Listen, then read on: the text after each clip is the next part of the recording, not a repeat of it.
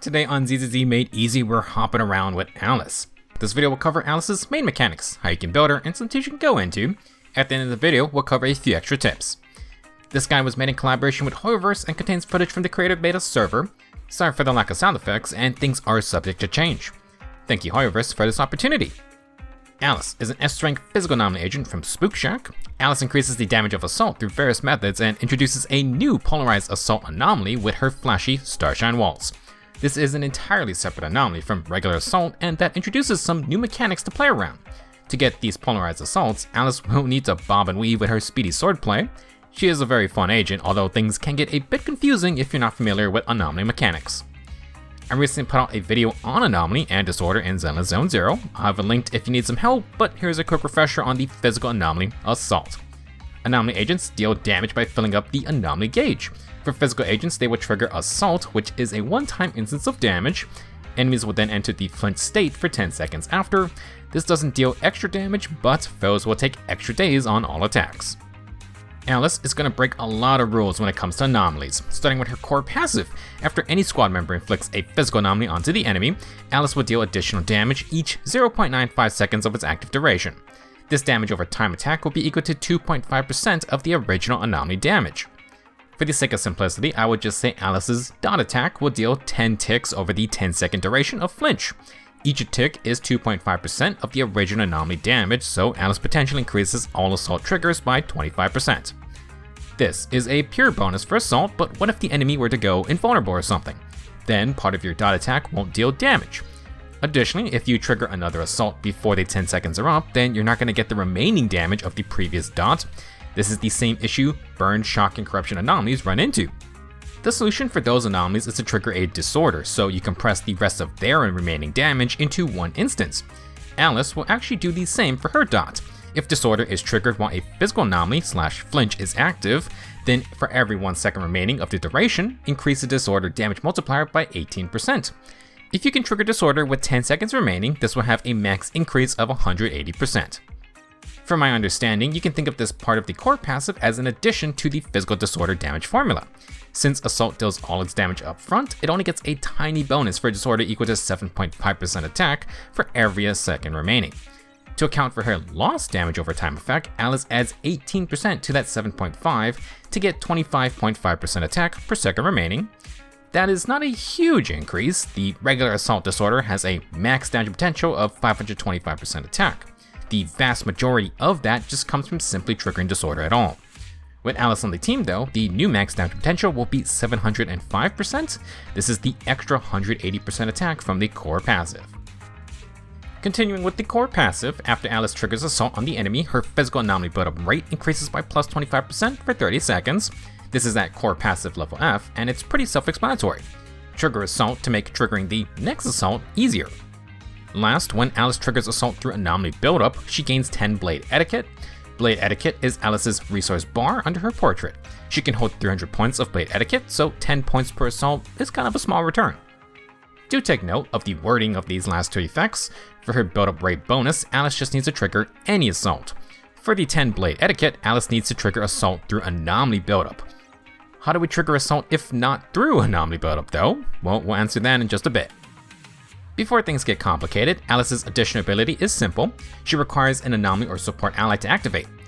Alice gains 300 Blade Etiquette when entering battle. When any squad member triggers disorder, Alice gains 30 Blade Etiquette. Anomaly agents want to trigger disorders, so Alice will naturally be rewarded. This can be any disorder source, so that's going to include Yanagi's Polarity Disorder. For the other parts of this ability, if Alice's Anomaly Mastery exceeds 140, each additional point grants 1.6 Anomaly Proficiency. Anomaly Mastery affects how fast Alice builds up the anomaly gauge, and proficiency increases the damage of her assaults. Just for building more mastery, Alice will deal more damage. Let's now go over Blade Etiquette, what it's used for, and how it's gained. When Alice attacks an enemy, she builds up Blade Etiquette. She can hold 300 points max, and each section on the bar is 100 points. Alice will be basic attacking a lot for Blade Etiquette. She has a 5-part basic attack string. It is a little on the longer side, but her 5th basic includes some dashes that makes Alice invulnerable. The full string grants around 75 to 80 Blade Etiquette. Now if Alice triggers Assault through Anomaly buildup, her next 5th basic attack will become enhanced. The enhanced 5th basic deals more damage, daze, and Anomaly buildup. It also grants a little bit more Blade Etiquette. Like the regular 5th basic, Alice has iframes during this move. Once again, Alice must be the one to trigger Assault through Anomaly buildup to get the enhanced 5th basic. If an ally triggers Assault, Alice will not get the enhanced attack. The enhanced 5th basic is more of a bonus for Alice. Her signature move, instead, is her hold basic attack, Starshine Waltz. When Alice has 1 bar or 100 points of Blade Etiquette, you can hold the basic attack button to begin charging. Alice can use 1 or 2 bars for a multi-hit attack, but you really only want to use Starshine Waltz with 3 bars of Blade Etiquette. This incredible flashy move has full iframes, and the final hit of the attack triggers a special Polarized Assault. Alice is able to swap out as soon as she starts the move. Polarized Assault deals the same damage as regular Assault and will trigger Flinch along with Alice's extra dot damage. Where it differentiates is that Polarized Assault will trigger regardless of Anomaly buildup. This means Alice will not get the 10 Blade Etiquette from her core passive, and she will not get the enhanced 5th basic. Polarized Assault has different mechanics. Since it triggers without using the Anomaly gauge, Alice will trigger Polarized Assault even if she's no longer the active agent. Polarized Assault is also an entirely separate anomaly. This means it can trigger Disorder off regular Assault and vice versa. Alice can trigger Disorder by herself, which is pretty cool. Let's review Alice's general game plan. Alice builds Blade Etiquette through her attacks, and when fully charged, she unleashes Starshine Waltz by holding basic attack. Starshine Waltz will inflict a unique Polarized Assault anomaly regardless of the anomaly gauge. Polarized Assault can interact with other anomalies, including regular Assault, to cause disorder. Alice adds a damage over time component to all her Assault triggers, and if you can cause Assault disorder, then she'll increase disorder damage to account for the remaining dot damage. Alice's kit is relatively simple at a glance, but you must understand there's a cooldown on anomaly triggers. If you trigger an anomaly, you must wait 3 seconds before you can trigger the same type of anomaly through the build-up gauge. If you trigger disorder, the 3-second cooldown now applies to all types of anomalies. Polarized Assault is able to bypass this cooldown because it isn't applied through build-up. At least that's my understanding of how it works. Alice will be able to trigger multiple assaults and disorders in under 3 seconds, which you normally cannot do. I want to go through a few scenarios Alice will encounter. First off, let's say Starshine Waltz is able to fill the anomaly gauge while it's happening. On the final hit, Alice triggers regular Assault first. Immediately, she also triggers Polarized Assault. This will cause a disorder. If you had a different anomaly active on the enemy before this, then the regular Assault will trigger a disorder as well. Polarized Assault immediately replaces regular Assault, so you end up with 2 assaults and 2 disorders at the same time. For both scenarios, what happens if you were to swap off Alice during Starshine Waltz? With no active anomalies, Alice simply triggers Polarized Assault, and that's it. Because she is no longer the active agent, Alice can't trigger regular Assault. Normally, there would be a 3-second cooldown here, but since Polarized Assault is not the same as regular Assault, that rule isn't applied. The situation gets a little more complex if Disorder is triggered. I apply Miyabi's Frost anomaly first and begin Starshine Waltz. If I were to swap off Alice, Polarized Assault will trigger Disorder. Disorder applies a 3-second cooldown to all anomaly types. Due to this, I cannot trigger any type of anomaly immediately after. In actual combat, Alice will often trigger regular Assault as she's filling up on Blade Etiquette. You can't really avoid this, and you don't want to continue attacking while on full Blade Etiquette. Generally speaking, Alice wants to do as many Starshine Waltzes as possible. Once it's ready, you can just let it rip. You will have 2 options as Alice finishes her move: either try to apply a different anomaly before Alice is done, or just be prepared to wait out the 3-second cooldown after. Because Alice had triggered regular Assault while she was filling up on Blade Etiquette, if you trigger another anomaly, you will cause disorder. If done before Starshine Waltz ends, the Polarized Assault will trigger a second disorder because it doesn't play by that 3-second cooldown rule. This would be the ideal scenario, otherwise you're going to have to wait it out. Understanding all the rules on anomalies, disorder, and how Polarized Assault breaks those rules is important, but you also need to know how to build up Blade Etiquette. Alice has a variety of on-field moves to master. Her regular special is a cool spinning blink. Alice actually has iframes on this move, and she can trigger a perfect dodge if you activate it right before getting attacked. If you manage to get the perfect dodge trigger, you can press basic attack to skip to Alice's 5th basic. If you had gotten an assault trigger, then it's also going to do the enhanced version. Alice's EX special costs 40 energy and has 2 versions. If you tap the special button, Alice will do a back hop with some slashes and then a thrust. You can also do this version by holding backwards on your movement controls. If you were to hold forward and press special, Alice will do a shorter, straightforward thrust. The backwards EX special is slightly stronger in all aspects, but it has a longer cast time. All you need to know though is that both versions grant about 100 blade etiquette. This is 1 bar on the meter, so this is the easiest move to gauge for blade etiquette progress. For other shared traits, both EX specials have full iframes and can chain into Alice's 5th basic attack after. This doesn't require the perfect dodge timing. Instead, if you do trigger the perfect dodge, Alice will gain 10 blade etiquette as a reward. Whether you get the perfect dodge or not, try to always do the 5th basic attack. The regular and enhanced versions have iframes and build up a decent amount of blade etiquette on their own. Alice is able to interrupt her basic attacks with her specials so you can get those perfect dodge bonuses. If you don't want to spend unwanted energy though, you can also just do her dodge counter. Alice will leap off the enemy and create some space. After landing, you can press basic attack and Alice will once again chain into her 5th basic attacks. For her quick assist, Alice uses the same animation. After she comes in, press basic attack to get to the regular or enhanced 5th basic. Alice will have the normal defensive assist. Along with decent anomaly buildup, she also restores a decent amount of blade etiquette. It's somewhere around 80 points, and if you chain into the 5th basic attack after, then that's about 100 blade etiquette. Perfect assisting Alice in will definitely be worth those assist points. When you get to a stun, Alice's chain attack isn't super crazy, it grants less than 50 blade etiquette, but like the other moves, you can go into the 5th basic after if Alice is last in the chain. That can give you a little more points. On the other hand, Alice's ultimate is pretty amazing. On top of great anomaly buildup, Alice gains 200 blade etiquette. This is a flat amount, and if Alice has energy for EX special after, that will get you the last 100 points for Starshine Waltz. Surprisingly, you cannot shortcut to the 5th basic after ultimate. For general gameplay tips, Alice starts with full blade etiquette, so you should buff up and cast Starshine Waltz immediately. It's an easy way to start the disorder chaining. Since Assault and Disorder triggers will add 10 or 30 blade etiquette, things can get hectic in a Disorder team. Keep your eye on that meter and rely on EX specials for an easy 100 blade etiquette. Alice has a lot of chances to abuse those free 5th basic attacks for easy iframes. This move doesn't chain into any other attacks, so after the 5th basic, you should use EX special to keep the combat flowing. This, of course, also ends with another 5th basic as well.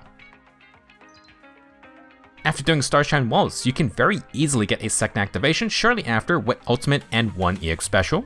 If you swap out and cause disorders with your other allies, you might also not even need the EX special. Now you generally don't want to sit on Starshine Waltz because you can't build up more blade etiquette until you use it.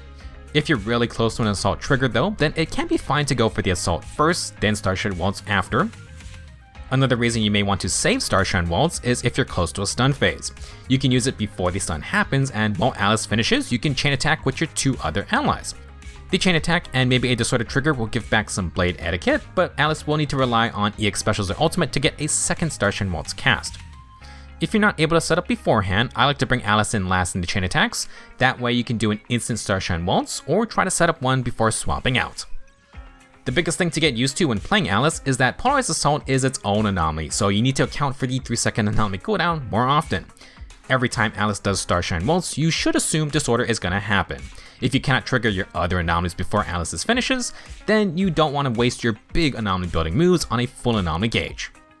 Now it might not always come up, but it's good to know that Starshine Waltz lasts so long that some agents can finish their ultimates before it ends. This can proc anomalies before Alice ends with Polarized Assault. For some examples, Grace, Vivian, Yanagi, and the first part of Miyabi's ultimate will finish if you swap off Alice and then ult immediately. Piper's ultimate takes too long, so you might be better off with her EX special. Bernice can trigger burn throughout her ult, but her quick assist can pull Alice out of Starshine Waltz if you activate it too early. You do not want to do this, and the same goes for support agent EX specials and ultimates as well. One last example is Jane. You're not going to be getting double disorders, but you might want to know about this use case for certain reasons. Moving on to the build section, Alice wants the typical anomaly agent stats. Thanks to her addition ability, Alice gets more anomaly proficiency if she builds more anomaly mastery. If you want to trigger more assaults, you're going to be doing that anyway. For W engines, Alice's signature is Practice Perfection. It has a nice 30% attack main stat and grants 60 anomaly mastery. Thanks to the additional ability that translates into 96 AP, Practice Perfection is the only W engine that gives Anomaly Mastery that isn't B rank, so it's very good for Alice. There is another effect. When inflicting Assault, Alice gains 20% physical damage for 20 seconds, stacking up to 2 times. Alice also just starts the fight with 2 stacks. How nice. Now repeated triggers will reset the duration, and if you're not assaulting foes at least once every 20 seconds, then your damage is going to be great regardless. Having 2 different assaults just makes it super easy to keep this effect active at all times. For other options, Alice can use Jane's signature, 90 AP and up to 36% physical damage, only slightly less than her signature. Alice will get faster anomalies with the 40% build-up rate, but since this isn't Anomaly Mastery, she doesn't convert that into AP. Her signature will have that entire 30% attack on top of Sharpened Stinger. Thankfully, Anomaly has great craftable aiming W engines. Alice can abuse Weeping Gemini because Polarized Assault is a separate anomaly. That means Alice can stack the passive even faster, and at max refinements that's a super high 192 AP for most of the battle. While Rainforest Gourmet and Electro Lip Gloss are fine, I don't think they're going to beat Weeping Gemini. Drive Disc selection is pretty straightforward. Alice wants the usual Anomaly main stats. Anomaly Proficiency in Partition 4, Physical Damage or percent attack in Partition 5, and Anomaly Mastery in Partition 6. For sets, 2-piece Faith Dance Melody gives 8% Anomaly Mastery. More AM means more AP. For 4 pieces, Fang Metal is great for the physical Anomaly agents. After triggering Assault, you can get 35% extra damage for 12 seconds, and that stacks with the 10% physical damage 2-piece. You may have noticed, Alice's signature basically has the exact same effect as Fang Metal, just with a longer 20-second timer. When playing normal Disorder teams, you might run out of time to take advantage of Fang Metal. However, since Alice has 2 Assault triggers, you effectively extend the timer and make it easier to work around. For example, triggering regular Assault first, then using Starshine Waltz to work on the next build-up gauge. When Polarized Assault triggers a little later, you're just going to reset that 12-second timer. If you have Alice's signature and other Anomaly build-up buffs, you could run a different 2-piece like Anomaly Proficiency or just 10% attack sets. However, you can get AP and attack substats, while Anomaly Mastery only comes from a few sources. If you have a lot of percent damage sources, then Alice could maybe use Pen Ratio as a Partition 5 main stat. That could work with maybe a team using Rena. Speaking of teams, Alice wants an Anomaly or support ally. She will go perfectly fine with the standard double Anomaly Disorder team. She can also work as a solo carry since Assault is fine being chained as much as possible, plus Alice is able to disorder her own assaults as well. To no surprise, Yuzaha is just the best ally for Alice. The premier Anomaly support fits the newest Anomaly agent well. Big attack buff with Anomaly focused damage buffs. Yuzaha is super comfy to play with since she can apply a little physical anomaly herself. She can also help your second Anomaly agent build up their anomaly for disorder. This allows Alice to pair better with some of the more on-field Anomaly agents like Yanagi or Miyabi.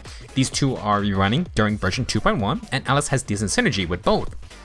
Yanagi increases the disorder base damage multiplier, that stacks with Alice's core passive, and Alice's extra Polarized Assault means extra disorder chances. Additionally, Yanagi's Polarity Disorder grants 30 Blade Etiquette for Alice.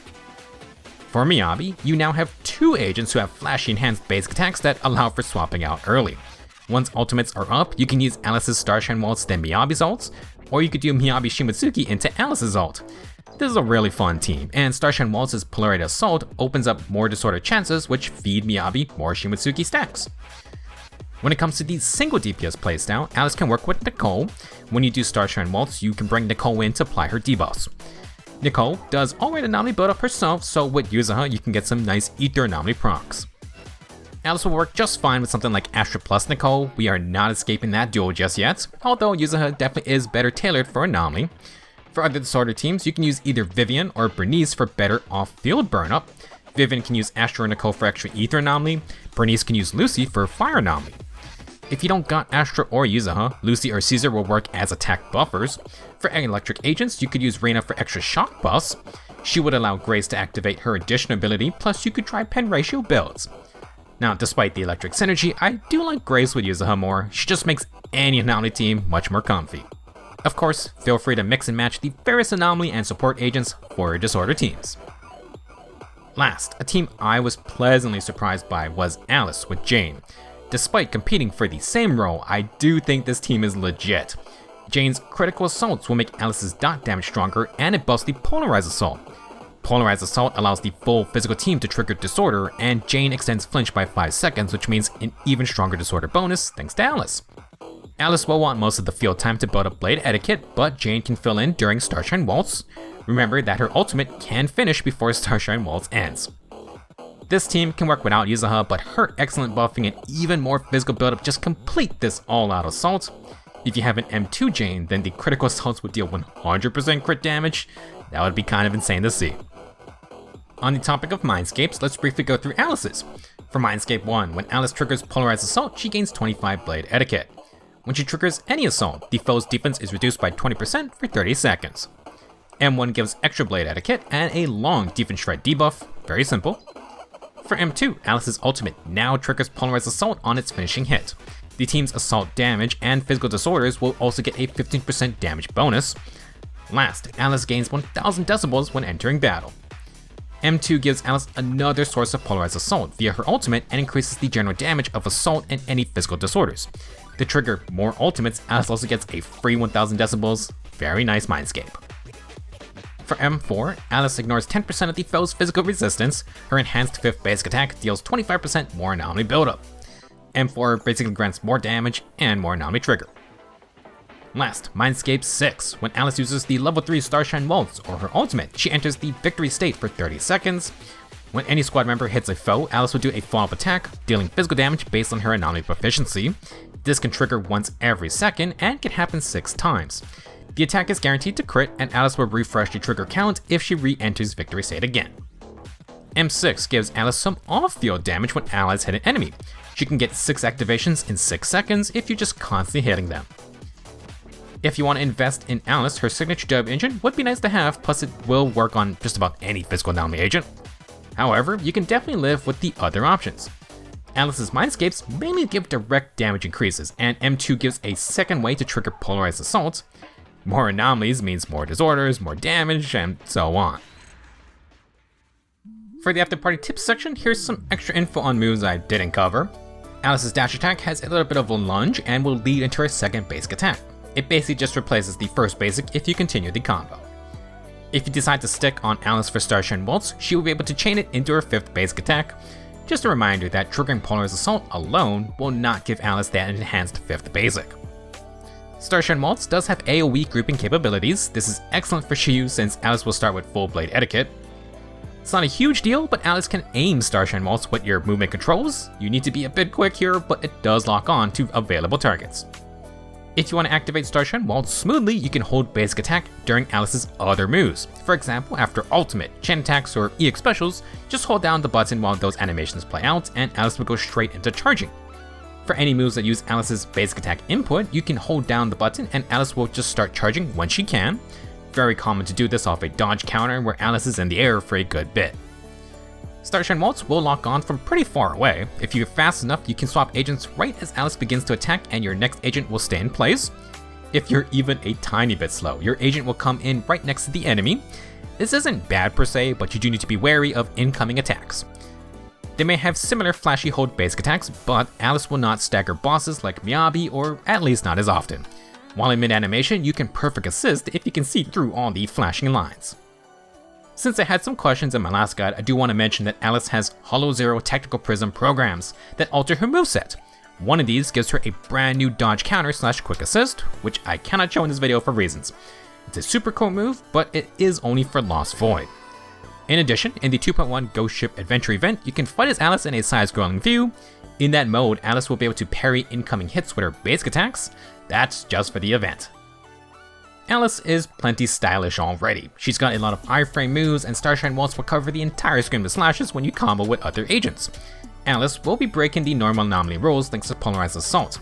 It's an entirely separate anomaly, and not being applied through the build-up gauge does matter quite a bit. Things could get pretty wild if we get more polarized anomalies of other attributes in the future. For now, being able to cause disorder with regular assault is super strong, especially when you can add another agent who can modify assault further like Jane. We've seen how Miyabi can abuse the frost freeze with the ice freeze. I don't know if it's going to be as prevalent, but maybe the full physical anomaly team needs to be respected a bit more now. Thank you for watching. Go catch some gnarly waves at the beach with Alice, and I will see you in the next video.